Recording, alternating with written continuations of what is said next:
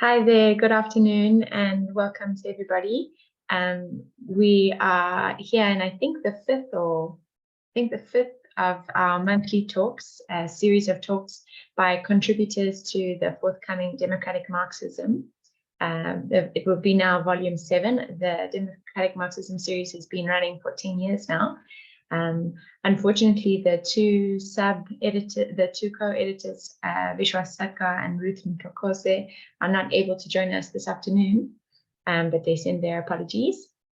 This volume, the 7th volume, is entitled Emancipatory Feminism in the Time of COVID-19, Transformative Resistance and Social Reproduction.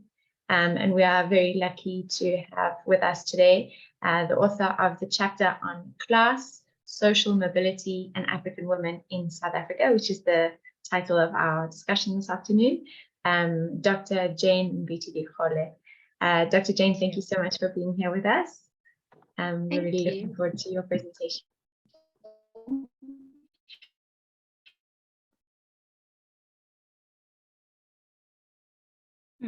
And in her research, she looked at middle class and working class African women entrepreneurs in South Africa. And she focused in her investigation on how class and gender shaped their career aspirations. So fascinating. And thereafter, finishing her PhD, she joined the ICDD postdoc fellowship program. That's the International Center for Development and Decent Work. With the Global Label University at Wits University. And currently she is in Cape Town enjoying a very rare sunny day, where she is the lecturer and research supervisor at the South African College of Applied Psychology. So we're very grateful to have you here with us, Jane. I'm going to share her slides for her. Thank you, Stacey.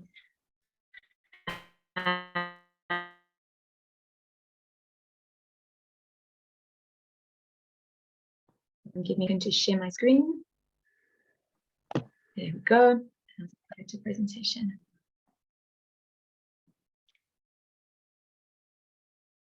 Is everybody seeing the screen all right? Or Jane, maybe you can confirm because you've got the mic. There we go. Great. So please go ahead. Okay, thank you for the introduction, Stacey. I was very nervous today. I was like, oh, this day should come. But I'm so glad that a few people have joined us to help us dissect this further and bring their perspectives. And yes, as Stacey mentioned, my chapter in the book is on class, social mobility, and African women in South Africa. And by the way, this chapter is obviously inspired by one of my PhD chapters. As Stacey has mentioned, my study was on African women, where I focused on working class and middle class women. And I'll tell you about it in the next slide. Just need you to see the key elements of that research so that you can make connections to the things that I'm going to be mentioning in this chapter. So the case study focused on Black women entrepreneurs in the South Africa, and the key thing was to ascertain the effect of social class on African women's future work choices and the process through which these expectations develop and shape their prospects regarding paid work. Yes, class does play an important role in the decisions that women make regarding career choices and also work-related choices. And most of the times, I think Black women or African women are always defined as a homogeneous group, which is not always the case. And their experiences differ extensively by class. And I'll expound on this in a bit. So I'll use some of the findings to enrich the arguments that I make in the chapter, and just to highlight some of the important, I guess, the key elements that link, the chapter to my study and try and elaborate that further. So let's go. The next slide, please.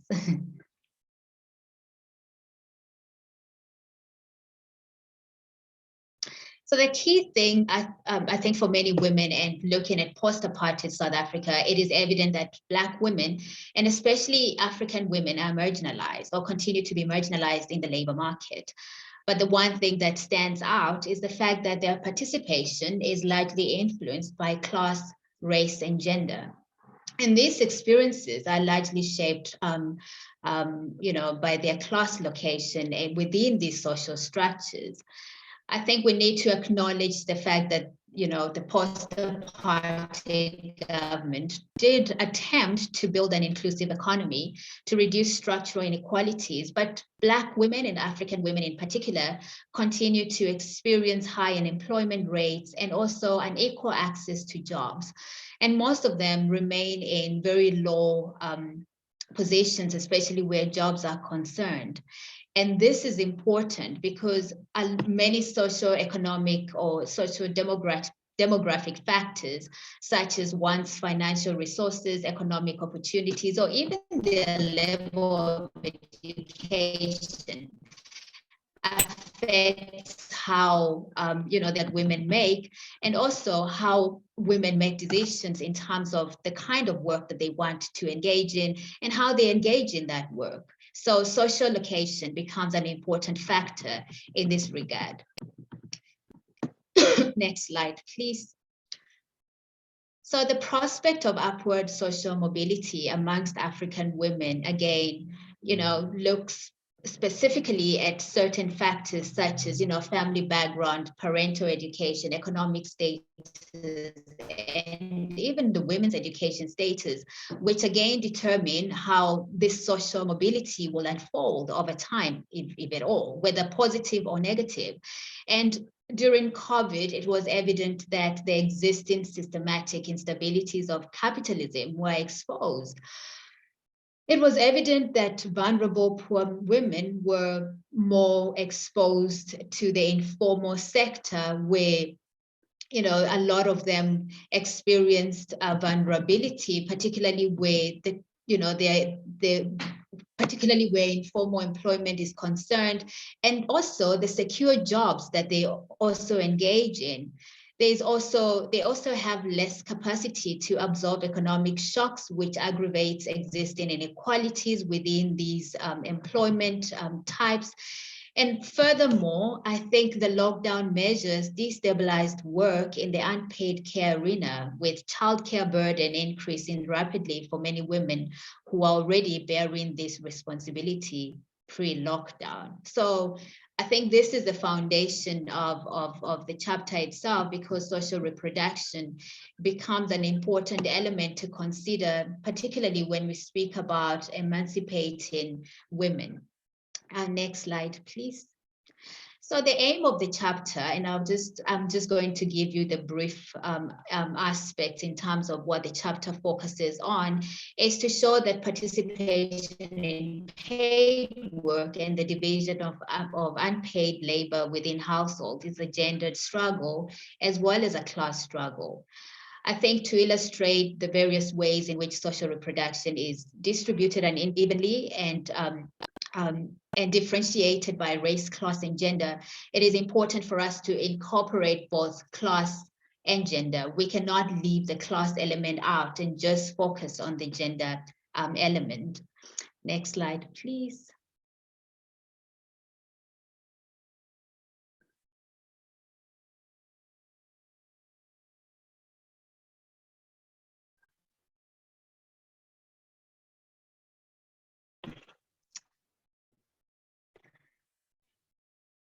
I further highlight the importance of disaggregating the category women to ensure actual emancipation rather than formal equality. I think it's important for us to understand that African women, again, are not a homogeneous group. And unless we look at different categories of women, we cannot speak about actual emancipation. And that's why we're constantly speaking about equality, because formal equality is what we've become used to. But we don't question the different ways in which women are constantly oppressed, and also where they continue to experience challenges, particularly where access to work is concerned, and also how they manage the second shift, which is social reproduction, or the social reproduction element of care, work, and also childcare. And lastly, to illustrate African women's social mobility through a class perspective, and show how social mobility takes place through a class lens, is imperative where this study or this chapter is concerned. Next slide, please. So the first aspect that I want to tap into is social reproduction and social mobility. We all know that social reproduction is not atypical in South Africa, and class inequalities do lead to disparities in care work, and women continue to bear the burden of care work and home. And for many women, I think the capitalist economy has maintained women's oppression and subordination. I think this is because the devaluation of work typically performed by women is central to the process of capital accumulation, and gender plays a key role in the dynamics of social reproduction, but it does not operate in isolation from the relations of class and race. So the incorporation of women into the labor market is far from turning out to be always positive, especially given that the majority of women are concentrated in undervalued and poorly protected sectors, where neoliberal reforms have pushed them into even greater precarity and vulnerability. And this is why my chapter argues for a gender-based analysis, which is just beyond gender, and also simultaneously includes the class and race perspectives, where we look at the different dimensions as to how women experience class, race, and gender. The next slide, please. So the neoliberal economy has continued to increase social inequalities across racial and gender and class lines. And in South Africa, neoliberal policies have really not benefited previously disadvantaged groups, and have intensified African women's vulnerability, in my perspective. And the position of women has not been transformed, and hence African women are confined in poverty traps, leaving many with limited choices. And an example of these policies is the ANC Women's League and the National Gender Machinery. I think the goal for both these policies was really to ensure that they transform women's lives in different ways. And for the ANC Women's League, putting gender at the center of the agenda was an important part of this plan, but it lacked an integrated approach to promote women's interest. And in my view, and based on also research that has been conducted, the ANC Women's League has not challenged the neoliberal project of the ANC state, which causes the crisis of social reproduction faced by African women.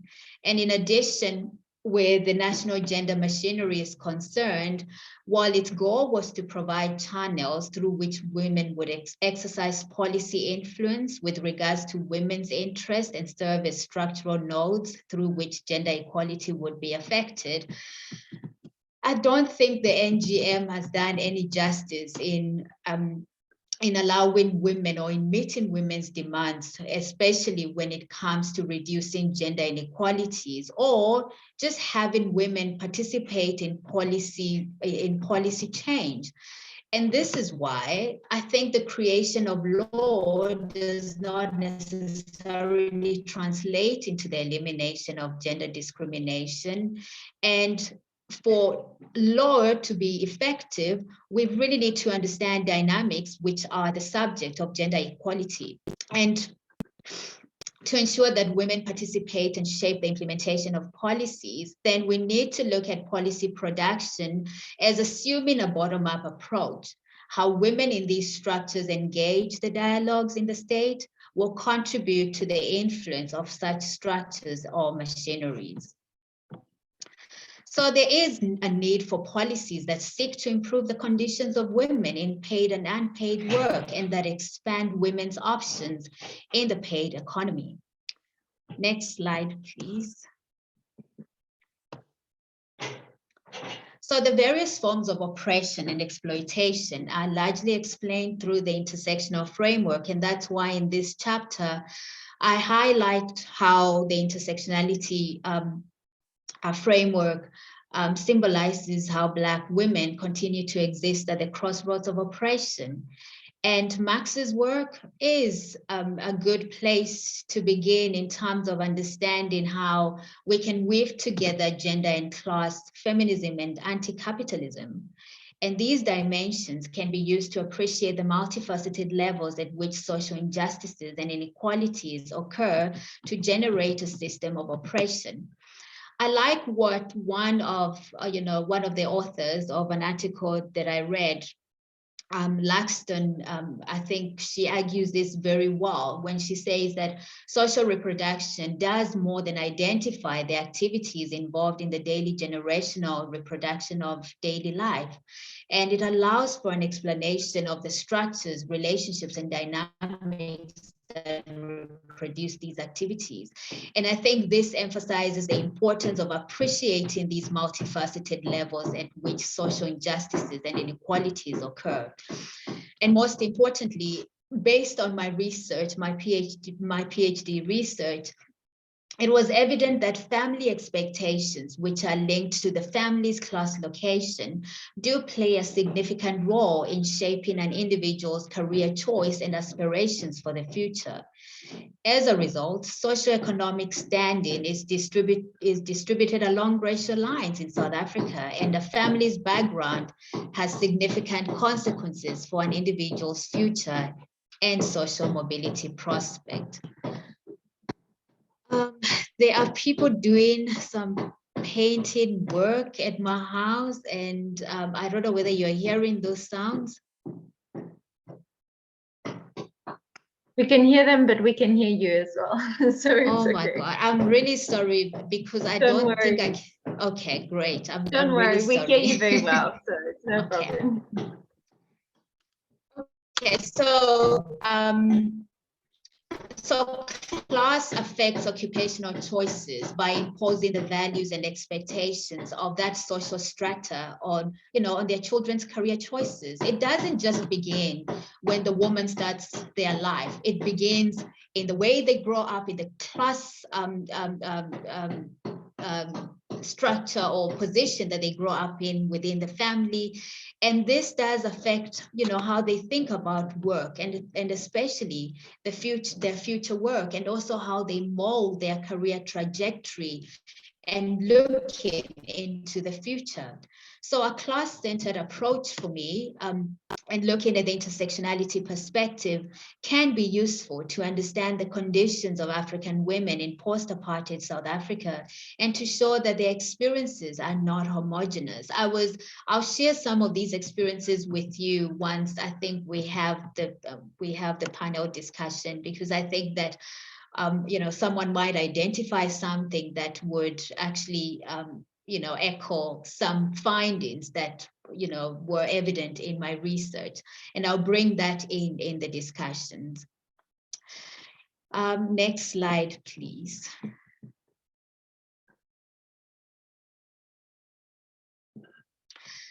So I think this is more or less a summary of what I've mentioned about the social class perspective and why it needs to be in the center of our discussions about women's emancipation, but also understanding the struggles faced by women in both paid and unpaid work. So the class location shapes their beliefs and decisions about work and unpaid work. We can move forward. Okay, so African women's social mobility through class, and I think what I was trying to do here was to show how women from different class locations, or how social mobility takes place or is evident in women of different social class, but also how they understand this experience, because it's one thing for a woman to, find herself without work, or working in the informal sector, for example. But it's another thing for a woman to explain this experience in terms of how she got to where she is and how class has impacted how she got there. And the male-dominated patterns, I think, in post-apartheid South Africa, as emphasized how women's economic participation has restricted their mobility, and many have become economically dependent, focusing on care duty. And in addition to that, women continue to bear both economic and caregiving responsibilities for children. More so, I think in the unskilled sector or in the informal sector, unskilled employment has really distorted labor mobility in South Africa and has widened unemployment inequality and poverty. But there's also been unskilled employment within the formal sector, which has continued to decline, while again, I guess, exacerbating the conditions of African women because of the unavailability of job opportunities. And as a result, social assistance in South Africa has stepped in where labor market has failed to provide the poor with reliable means of income. And obviously, some of these are the child grant and so forth. And occupational and skills further determines an individual's life chances and is instrumental in class mobility. So your skills or occupation will determine your life chances. And I'll use examples, particularly from, I think, the middle class women and some of the accounts that they shared based on how occupations and skills have actually created opportunities for them. And I think for many African women, the lack of formal and regular employment has had many women looking for alternatives, especially when it comes to livelihood strategies, to respond to this vulnerability, deprivation, and insecurity. And one of these strategies, as I mentioned, is the grants is the social protection system grants that I've just mentioned. And even though the idea was to guarantee a minimum livelihood to those who cannot reliably access sufficient income through labor, they haven't been sufficient in allowing or in enabling African women to live a life that they value, or a life that meets their needs. And hence, middle-class women participating in my research shared that parental support and education encourage them to remodel the middle-class life, which was very different from the working-class women, particularly those who were brought up in working-class homes where the parents were uneducated, and some of them were forced to work from an early age. And this demonstrates a class escape where, their parents wanted them to have a better life.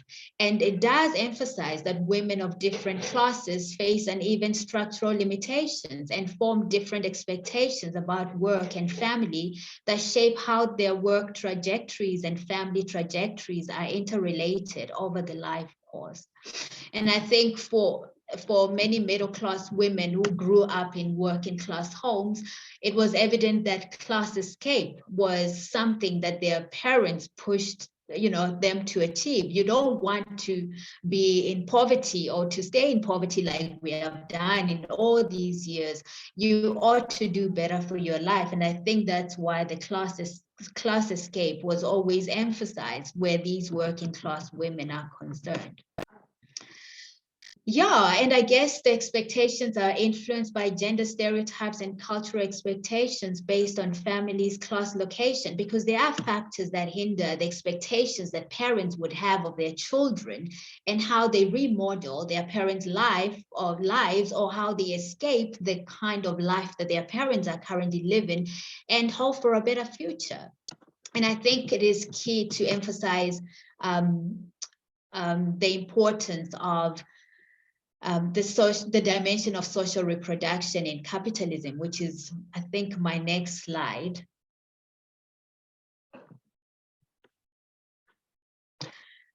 Where, which is the work of making workers, including not only the physical work, but also effective labor and cultural transmission of children.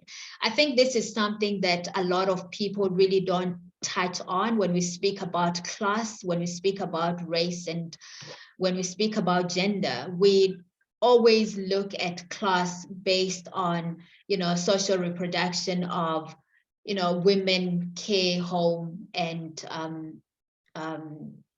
work. But we hardly look at this cultural transmission that happens over time and its impact on people in the future. And hence, we need to take cognizance of the way parents shape expectations for future employment as being directly part of social reproduction. I think this is a fundamental part of this debate, because it's not just about equipping people for the labor market in terms of skills, education, and so on, but also to accept their class place in the labor market, which is an essential part for any class discussion. And I think that can mark the beginning of a conversation, because I guess there are many connections we can make based on the perspectives that will come from everyone else present in this talk. Thank you so much, Jane. Wow, I hope that some other people have questions. Otherwise, I'm going to be the one with all of the questions. Very, very fascinating. Thank you so much. And obviously based on a lot of hard work from your side. I hope we'll have some opportunities now in the discussion to hear some anecdotes and some details of perhaps women that you have spoken with or interviewed. But before I get carried away, perhaps there's somebody on the call, if you would like to raise your hand to ask Jane any questions or give a response to the presentation that she's given us.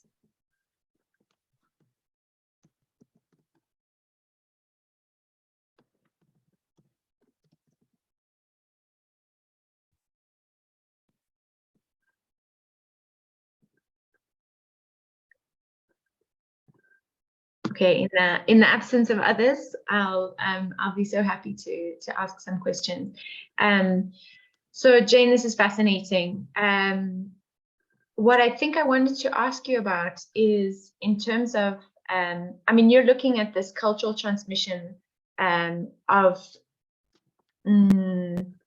aspirations, essentially, or ideas around work and what is possible and what is appropriate for somebody to aspire to.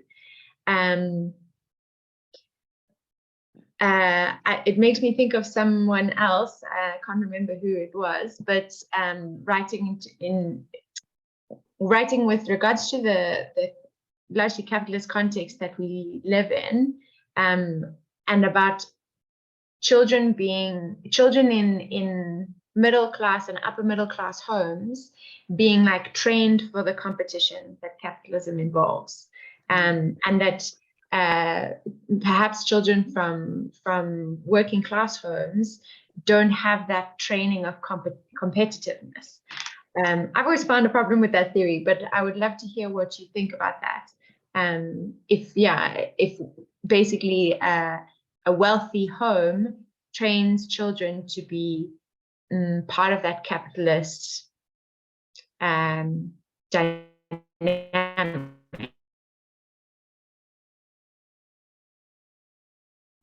Okay, I think you froze, so I'm not sure whether it's my internet or your internet. You froze a bit at the end, but I kind of captured what you asked again. Go ahead. Yeah. Sorry for that.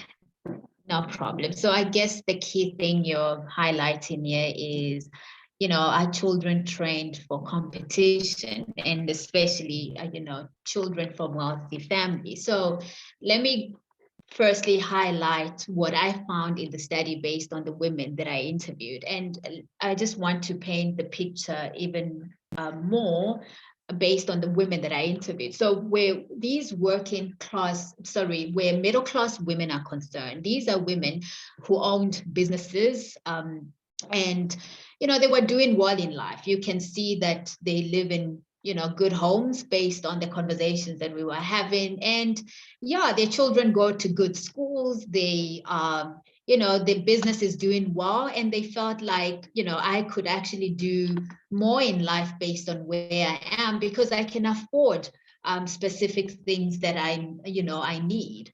But the working class women who are found in these villages that I went to in Limpopo and White River, shared a different story. It's women who were just living for survival, and hence their businesses were more survivalist. So it's the woman who sells, the mama who sells vegetables on the other side, and it was just a survival game. So for this middle class, growing up, some would mention how their parents were like teachers, nurses, and in those times, these were really good jobs, like at least, your parents were working, and your parents were able to take you to a good school, to a good school where you could receive an education.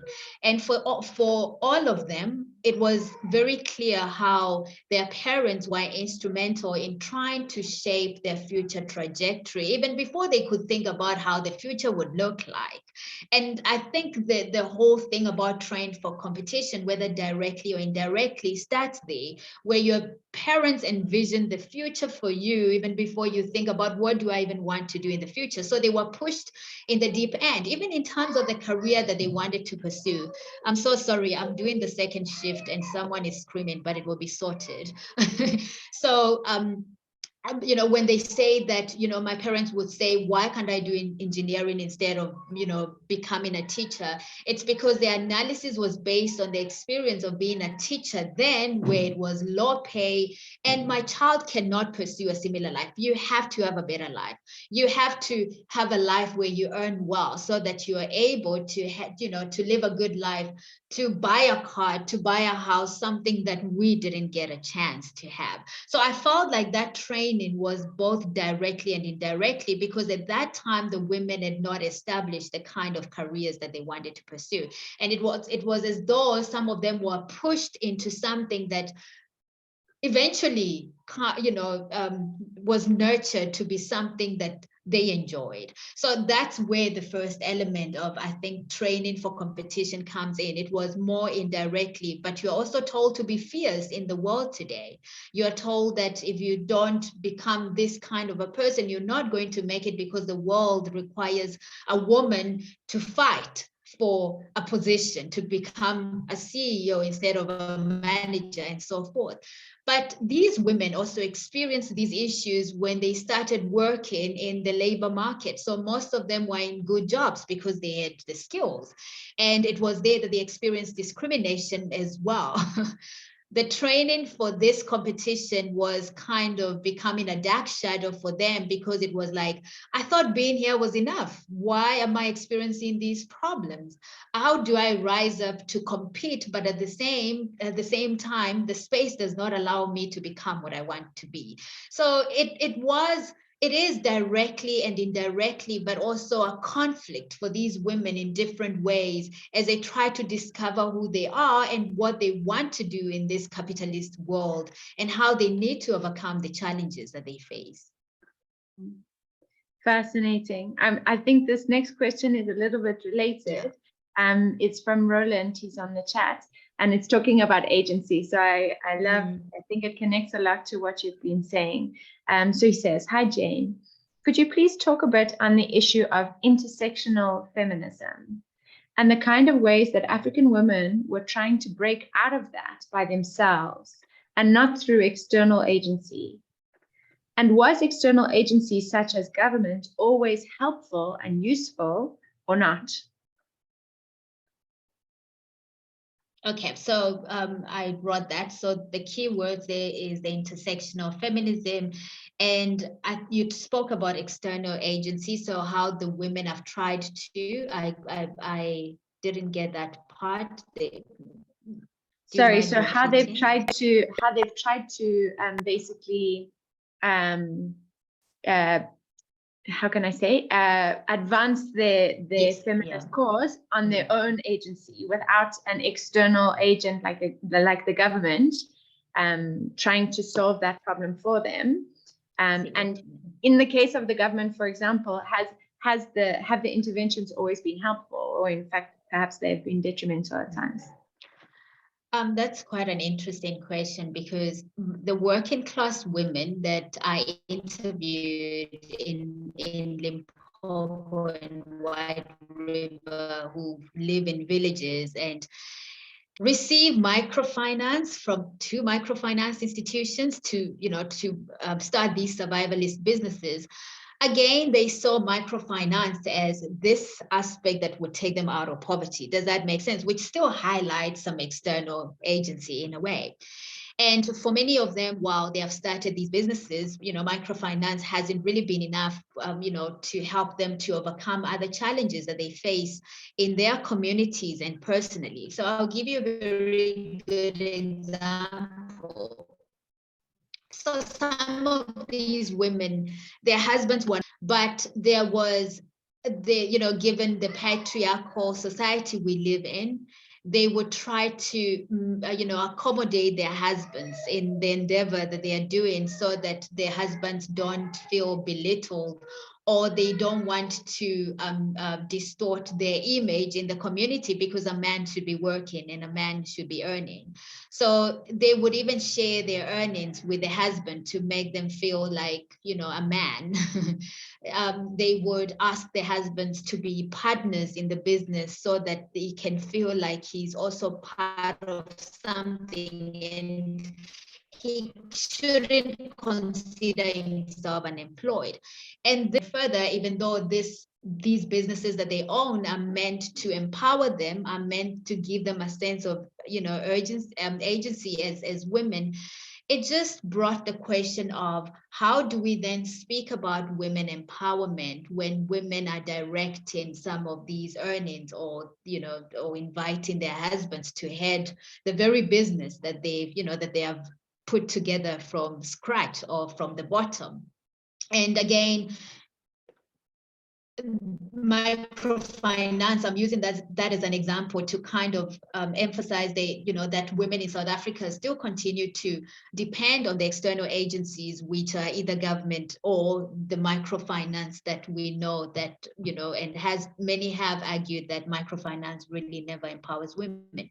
But the one thing for sure that I noticed in these communities is that African women know how to overcome challenges, and they know how to find ways to survive.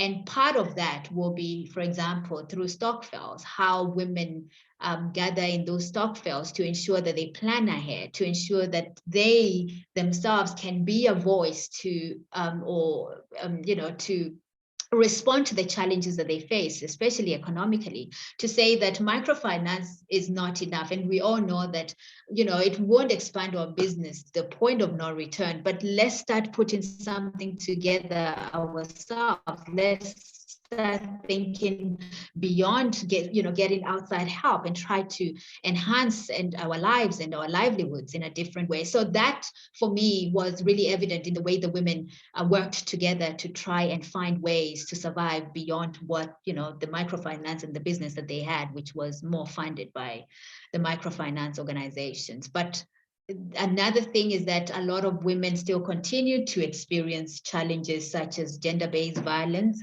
and they use the groups that they had, whether it's the stokvel groups, which were, I think they act as a therapeutic groups where women, and support groups where women can come and share certain things and find help amongst each other. And I found that emancipating, to be honest with you, because they know no one else. And unless they do something for themselves, they will continue to be on the same place for a very long time. So I don't know whether that has actually answered your question, but I do feel that advanced their own agency in a particular way, as an example. Beautiful. And then there's another question here, which is interesting. This idea that you were saying of that the husband shouldn't be considered unemployed. So this is a question around definitions of employment and unemployment. So it says, thank you, Dr. Dikgole. In 2022, 47% of South African women were recorded as economically inactive by Stats SA. What is your take on this, especially the category of economically inactive, when women's care work is essential for capitalist production? So 47% economically inactive. I think this really brings to the core how, the second shift of social reproduction at home and women bearing this responsibility is also taking away an important element, which is how women support, their homes, and also how they manage these different responsibilities to help, their home or the household run. But we also need to take certain dynamics into consideration. I mean, a lot of families in South Africa are led by single women, whom are found, to be honest with you, majority are really hardworking. And if you have ever taken a taxi in Johannesburg, it's always full of Black women going to work. It's always a fact, right? And there are factors that would hinder, why women are not participating in the economy. And the first one for me is, while the informal sector is an open ground for everyone, I mean, starting a small business, even, a vegetable business, has become quite challenging for many because the competition is rife. The next person next to you is selling the same vegetables that you're selling. And I can tell you stories about, like, even in townships like Alexandra Township, where I spent so many months, especially doing community work. A lot of these women shared with me that the problem is their friend next door is also selling the same thing. So even though they're doing their best to participate in some economic way, that was really never yielded any positive results. And secondly, I know education plays a role, and yes, a lot of women, especially women, working class women, are not educated. That does also take away a lot from them in terms of opportunities that are out there that they can actually pursue. What do you do if you don't have qualifications? You fall on the other side of the informal sector, which is not always guaranteed, for many. And the other issue, I guess, is social reproduction that really has allowed a lot of women not to exit the so-called home because of the responsibilities that, that they have at home. But for many of them, I guess they have transferred that responsibility to others in the endeavor to participate in the economy. But even in that effort, it still becomes challenging because one does not have access to these opportunities. And I wonder, what is the solution? And I guess someone else can also respond, because Jane doesn't have all the answers. I feel someone else can also bring in your views on this too, in terms of how we can help, especially working class women, to participate actively in the economy, and especially given South Africa's history, where majority are not educated. And I liked, Jane, how you said participate economically, almost in inverted commas, because of course part of this question, or I think underlying the question, and maybe Charles would like to express his opinion as well, or his comment, is that clearly they are in fact participating in the economy, although it is not in a way that's statistically measured, because they are because of the care work that you've been talking about. Simply because it's not measured as statistical participation in the economy doesn't make it any less legitimate as participation. I see another question coming in here from Notbolo. Hi, Jane. Keeping in mind that we are a different society that has gone through a lot of challenges, and compared to other societies, there are some that have strived in protecting their women by giving all that we'd consider as hard and straining work to the men, and the women would manage their businesses from home. What is your opinion on that type of system? Oh, okay. Let me just look at this quickly. So giving all, by giving all and what we need to consider as hard and straining work to the men, and the women would manage their businesses. Are we talking about developed societies here? Noxolo, you wouldn't like to say this yourself online? Just to clarify, you just have to put, there we go, gotcha.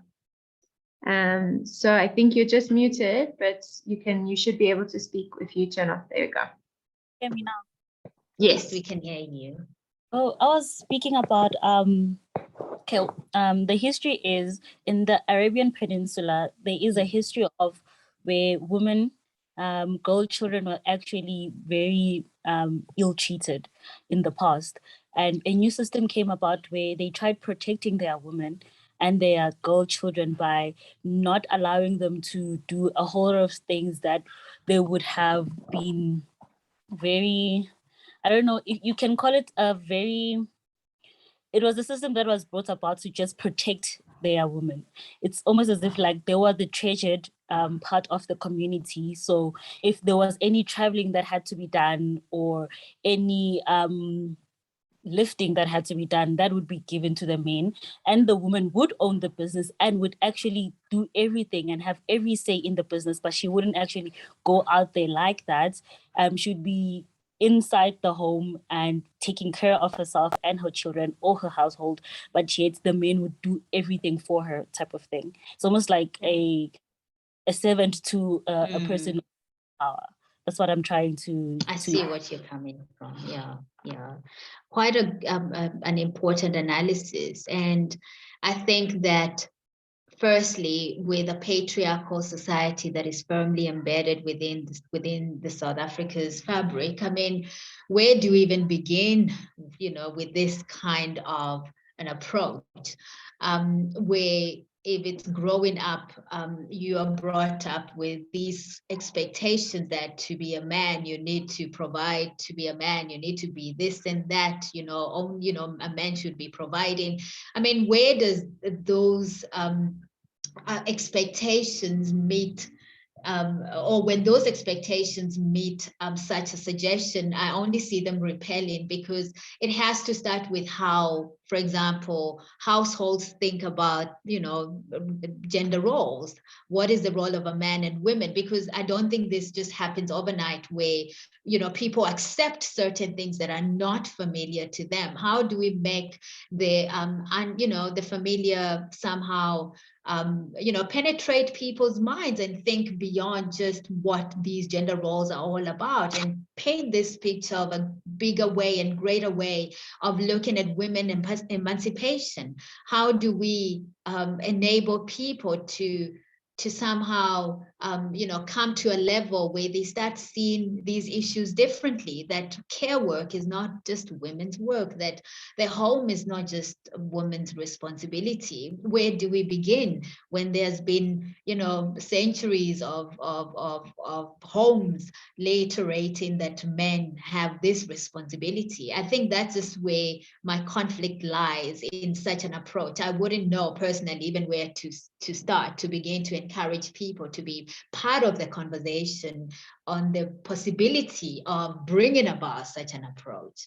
And I can already see how it will be met with I guess different reactions in terms of like, woman, what are you talking about? That's just me. I mean, I find it really interesting that your research looked at women who are entrepreneurs, who are running their own business, because in a way, I would like to follow up on what you were telling us about some of the women who were running successful businesses, and then they included their husband in the business. The situation that Noxolo is describing is that you have a couple, a married couple, running a business, but in that case, it's the woman's business, and she is responsible for the decision making, and in the end, the male counterpart, what you were describing, and maybe you can elaborate a little bit, is that as soon as the male counterpart comes into the picture, then he becomes in some way the owner of the business, the decision maker.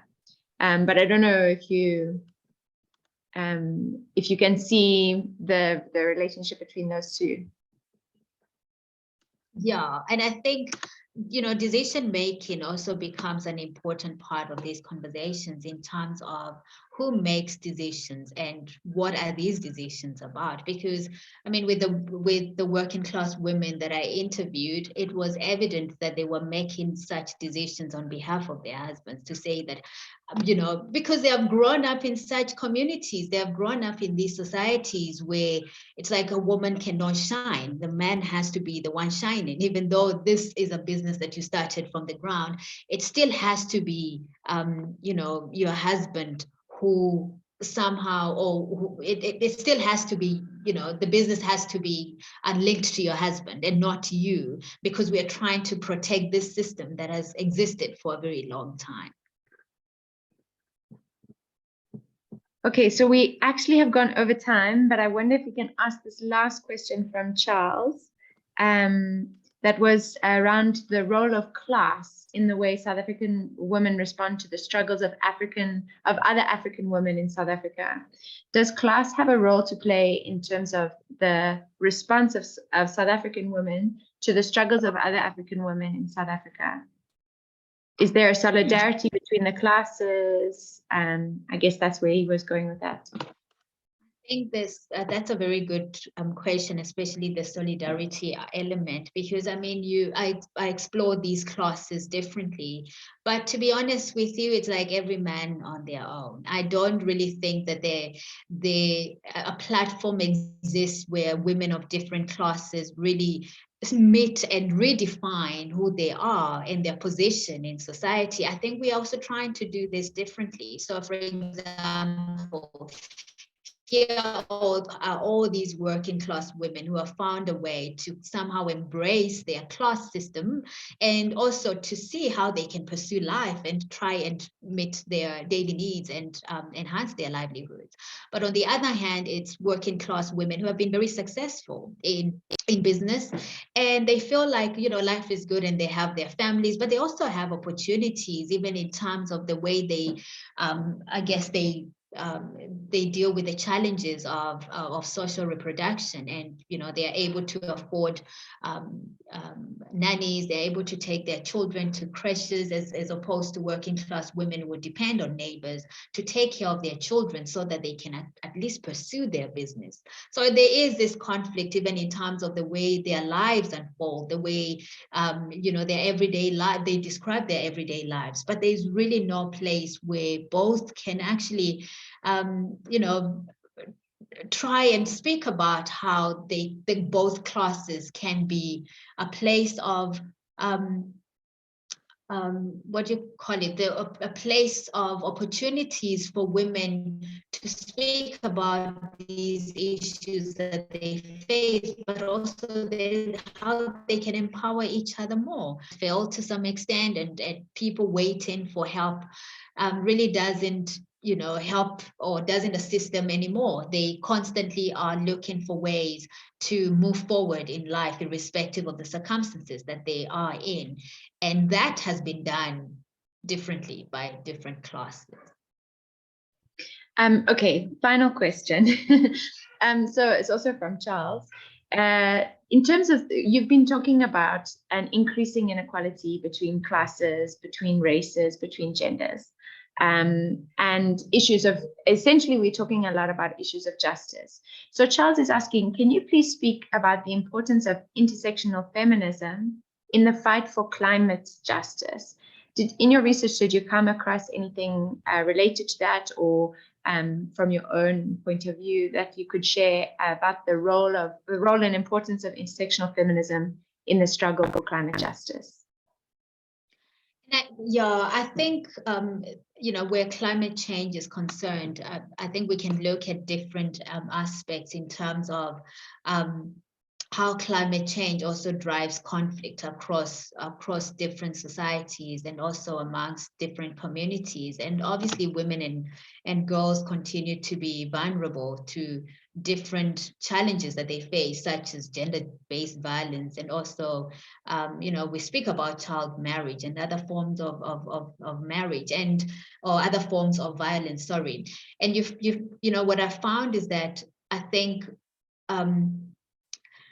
when you look at feminism in general, when you look at how women are constantly striving to find a voice of their own, irrespective of how society and how the world defines them, it is critical that we find ways to encourage women to do, something productive for themselves.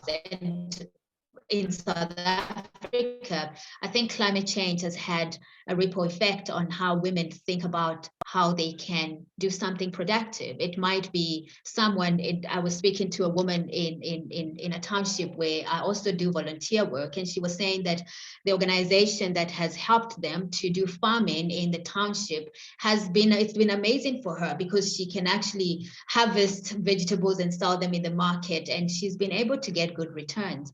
But at the same time, drought has had an impact on her business, to the point where she couldn't actually even grow anything anymore for a certain period of time, especially in 2018, when Cape Town was really, really dry, and we know there were water problems here. And this set her back 90 times. The same woman had started empowering other women in the community to encourage them to use their yards in their homes to kind of grow vegetables so that they can feed their families, because it's also for nutrition purposes. It's not just about selling and earning money. And that project failed because of the lack of rain, and set these women backwards. But the one profound thing happened. The one woman found a way to establish, the organization enabled her to have a borehole in the community. It was at our yard, actually, and she was able to sell water actually to most community members, and they could continue this project of growing vegetables. And to this day, that community is known for being on the top of their game in terms of women pursuing agriculture at the back of their homes, and it's yielding the results that many wouldn't have anticipated. So I do feel like when we look at issues of class, gender, and race, we really need to rethink how women can come together to empower each other, to see beyond where they are, and encourage them to fight the injustices that are constantly confronting them in the world today. Amazing, Jane. Thank you so much. We've taken a little bit of extra time, but since we started late, we were just a bit indulgent like that. But yeah, I mean, this is a topic, this last issue that you've raised, something that's come up in almost all of the discussions. This idea of really women essentially struggling for survival, and how that is connected with issues of climate and really the idea of solidarity and support between women is another theme that has been recurring in all of these talks. So thank you so much for joining us. I think that the next talk will be around the same time next month with some of the other contributors to the book.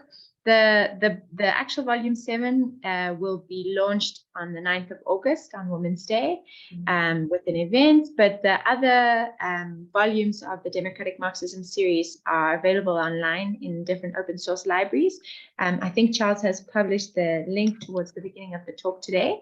So there's a series of links there where you can access any of the volumes of the DM series. And yeah, so thank you so much for everybody for joining us, and especially to Dr. Jane for being with us and sharing some insights from her chapter. We look forward to reading it. And yeah, we're wishing everybody a happy Thursday evening. Thank you to the different funders and all of those who've made this event possible. And yeah, hopefully we'll see you at the next talk. Charles, I don't know if you have anything that you'd like to say. No, thank you, Stacey. Great. All right. Thank you, everyone. Happy evening. Thank you, Stacey. Thank you so much. Okay. Thank you so much.